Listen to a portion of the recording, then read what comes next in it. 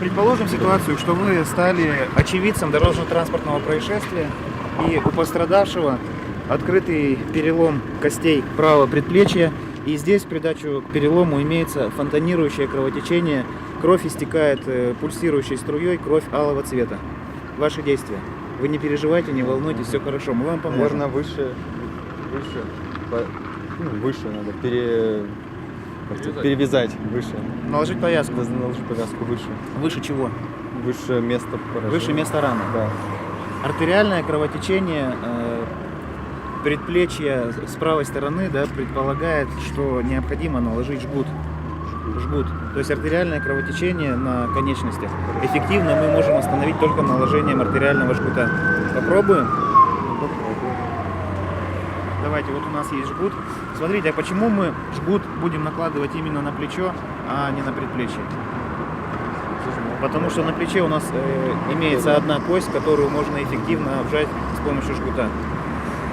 Давайте, вы держите жгут, а я вам буду помогать и рассказывать, как это делается.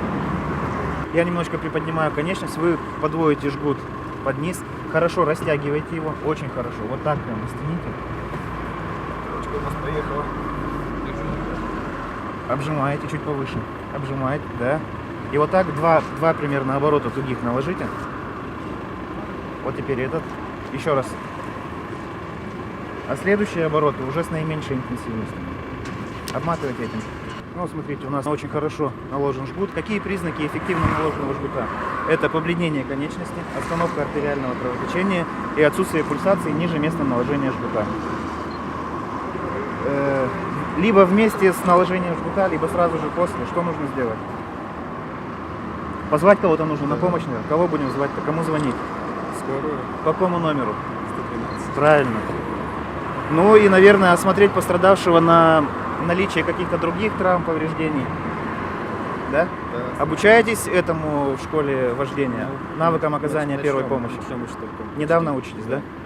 Всего хорошего вам, безопасного вам вождения, безопасных дорог.